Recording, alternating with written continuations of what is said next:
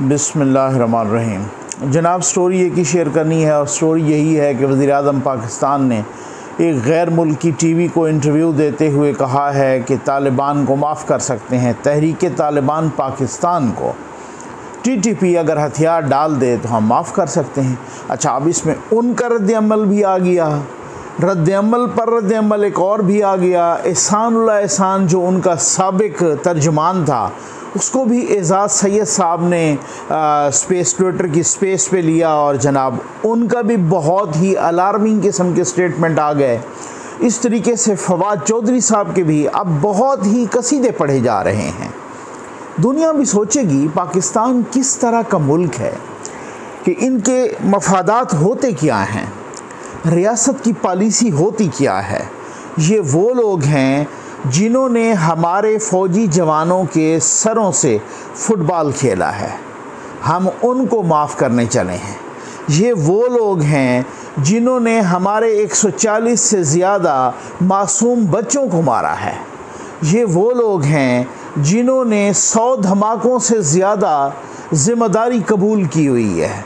ये वो लोग हैं जिनकी बदौलत हमने कोई 70,000 अपनी कीमती जानें, जिनमें आर्मी, पुलिस, सिविलियन, तमाम शोबाए ज़िंदगी के हर दूसरे दिन, जजेज़ हर दूसरे दिन जो है ना कोई अल्लाह माफ़ करे इस तरह का धमाका हो जाता था, कोई न कोई इस तरह के वाक़यात हो जाते थे।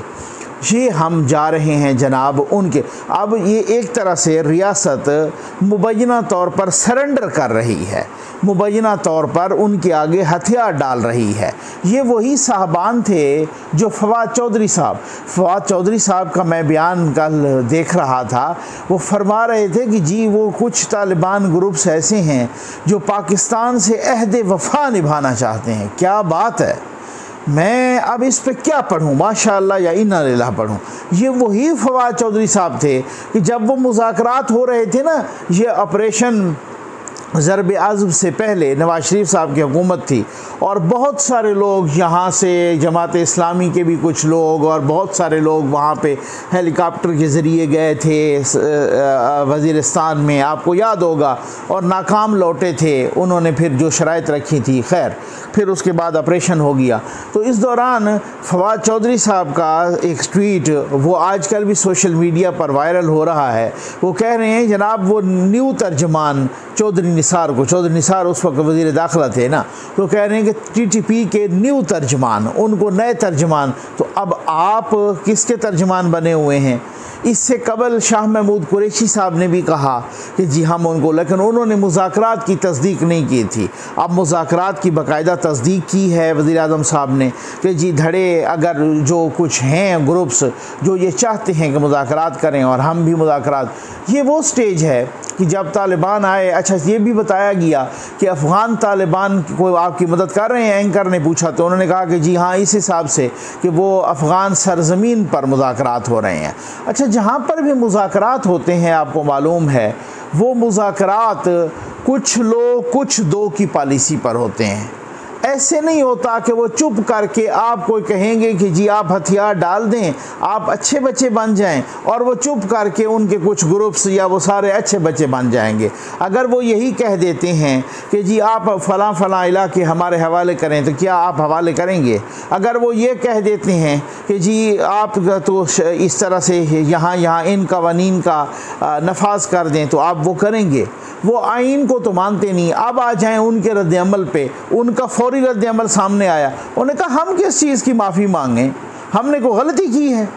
हमारा तो एक ही मुतालबा था यहाँ पे नफाज शरीयत। अब आप अंदाज़ा करें उनका वही वाली रट ठीक हो गया ना, नफाज शरीयत। जो शरीयत के नाम पर गले काट रहे हैं वो नफाज शरीयत कह रहे हैं। उन हमारा तो यही मुतालबा था, नफाज शरीयत।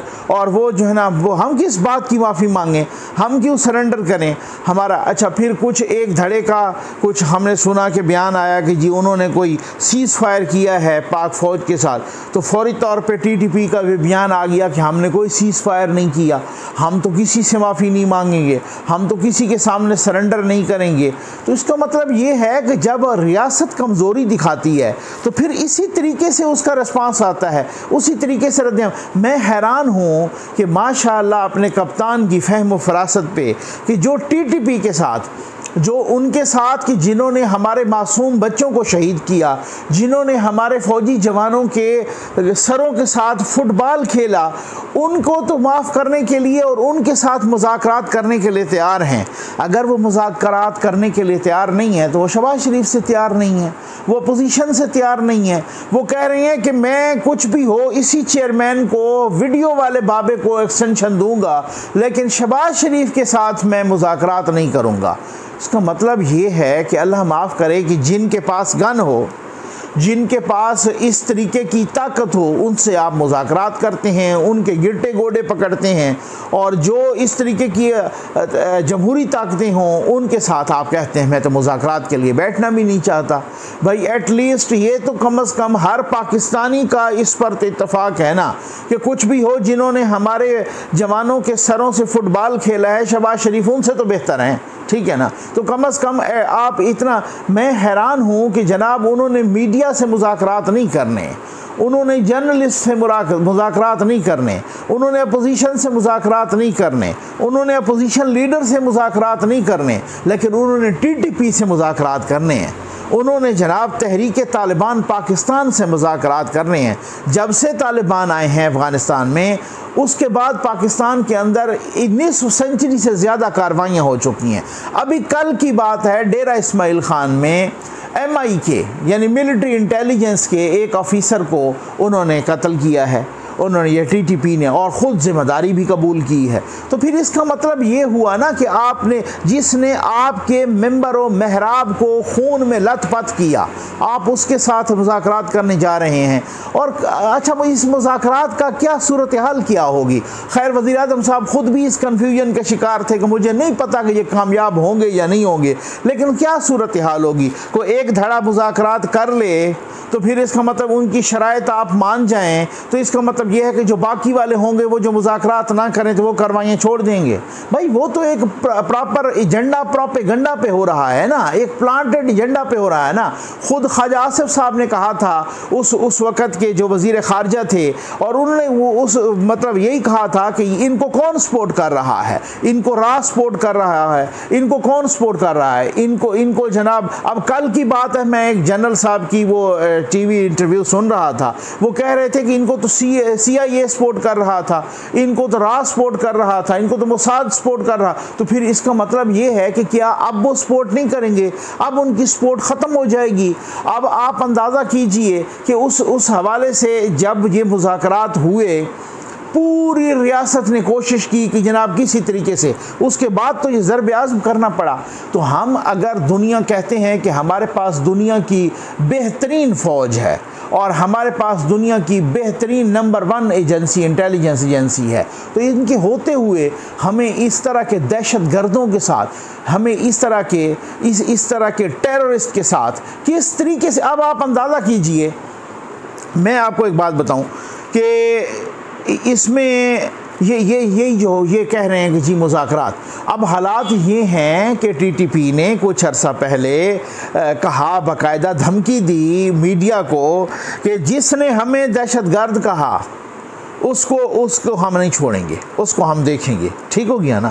अब आप अंदाज़ा कीजिए इस हवाले से, और ऐसी सूरत हाल में कि इनके साथ ऐसी सूरत हाल में मुज़ाकरात करना, और ऐसी। अच्छा, फिर एक और बड़ी बात है कि अभी जो पेशावर में या बाकी जगहों पर जो APS के बच्चे, मासूम बच्चे जो शहीद किए गए, और उनका जो है ना मतलब मैं बताता हूँ एहसान ने क्या कहा, उनका जिस तरीके से खून बहाया गया और उनके जिस तरह से उम्मीदों का खून किया गया, और इतनी कीमती जानें गईं, और इतने माजूर हो गए बच्चे, और कितनों के वालिदैन चले गए उसके बाद, उसमें वो एहतजाज कर रहे हैं। भाई आपको हक किसने दिया है उन लोगों के साथ? आप अभी खुद कन्फ्यूजन का शिकार हैं। कल मैं जनरल साहब को सुन रहा था टीवी पर, वो जनाब शहजाद इकबाल साहब को इंटरव्यू दे रहे थे, और वो कह रहे थे कि जनाब हम नहीं वो उनके साथ तो इंटरव्यू तो मुज़ाकरात नहीं होंगे, गया। अच्छा, उनके पास बात कोई नहीं बन रही थी, वो एवं ही इधर उधर की मार रहे थे, उनके साथ तो नहीं होगी, उनके साथ तो शहजाद इकबाल साहब ने पूछ लिया कि आप कैसे तफरीक करेंगे कि उनके साथ करने और उनके साथ, आप कैसे तफरीक करेंगे कि ये उनमें शामिल थे और उनमें शामिल नहीं थे। फिर वो आए बाएं शाएं करने लगे, उनके पास कोई जवाब नहीं था। तो बात ये है कि आपको अख्तियार किसने दिया है कि जिनके मारे गए, आपको किसने रियासत को अख्तियार दिया है कि उनकी बिहाफ पर आप जो है ना इस तरह की सुलह कर लें और इस तरह का सरेंडर करवा लें, कर लें खुद, और इस तरीके से मुज़ाकरात कर लें और इस तरीके से उनको माफ़ कर दें और इस तरीके से उनको कौमी धारे में लाएं, तो वो कौमी धारे में चुप करके आ जाएंगे। अभी ये आपने रिसेंटली आपने अच्छा, एक बड़ी मज़े की बात, एजाज़ सैयद साहब ने स्पेस पे, ट्विटर की स्पेस पे लिया एहसानुल्लाह एहसान को, उन्होंने बड़ी बातें कर दी। उन्होंने मलाला यूसुफज़ई पर हमले को भी डिफेंड किया। अलबत्ता उन्होंने ये कहा कि अभी तक मुझे इसका कोई इस्लामी जवाज़ नहीं मिला। उन्होंने ये भी कहा कि मैं खुद अपनी मदद आपकी और अल्लाह की मदद से पाक फ़ौज की कस्टडी से निकला था। अब आप अंदाज़ा करें कि खुद major general DGI-SPR Babar Iftikhar साहब कह चुके हैं कि वो ये अभी कोई जनवरी फरवरी में इसी साल कि ये जो है ना एक फ़ॉरेन जर्नलिस्ट से बात करते हुए उन्होंने कहा कि एहसानुल्लाह एहसान कुछ फ़ौजी ऑफिसर्स की कनावेंस से निकले थे, कुछ फ़ौजी ऑफिसर्स की मदद से निकला था और हम उनको दोबारा मतलब गिरफ़्तार करने की कोशिश भी कर रहे हैं और उन फ़ौजियों को भी, उनको जिन्होंने इसे निकाला है उनको हम जो है ना सज़ा देने की सज़ा भी दी जा रही है। अच्छा, अब उसके बाद तो पता कोई नहीं चला कि किन को सज़ा मिली है।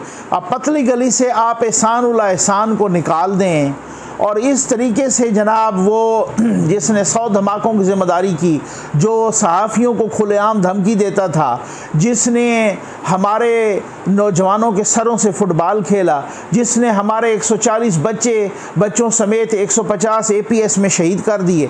अब आप अंदाज़ा करें कि उनको किस तरीके से रियासत के ख़र्चे पर VVIP प्रोटोकॉल के साथ हमारे टैक्स पेयर्स के पैसे पर उसको पाला गया, उसकी फैमिली को पाला गया, उसके बच्चों को पाला गया वो, और फिर उसके बाद किस तरीके से बाहिफाजत तरीके से उसका बाल बीका भी ना हुआ और वहाँ से वो निकल गया। तो किस तरीके से वो निकला, आज तक ये सवाल। और आज कुछ मालशिया पालशिया बैठ के ये सवाल कर रहे हैं कि एजाज़ सैयद साहब ने बहुत बड़ा गुनाह कर दिया एहसानुल्लाह एहसान को लेकर, कि उन्होंने तो कहा ना एहसानुल्लाह एहसान ने कि अब ये मुज़ाकरात मुझे कामयाब होते हुए नज़र नहीं आते। उन्होंने उल्टा पाकिस्तानी मीडिया को भी रगड़ दिया कि भाई आपको, उन्होंने कहा कि आप इंडियन मीडिया पर बयानात देते हैं और इधर, तो उन्होंने कहा कि इनको कौन दे पाकिस्तानी मीडिया को, ये तो बयान चला ही नहीं सकते। अब एक तरह के उन्होंने टोक मारी, उन्होंने तंज किया।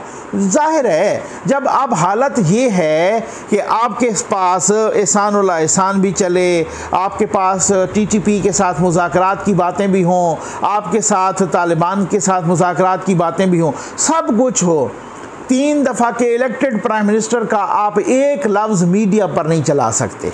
ये मुबैना मुनाफ़कत नहीं है तो और क्या है। नवाज शरीफ का एक स्टेटमेंट, एक तस्वीर नहीं चलाई जा सकती। ये क्या मुनाफ़कत नहीं है तो ये क्या है।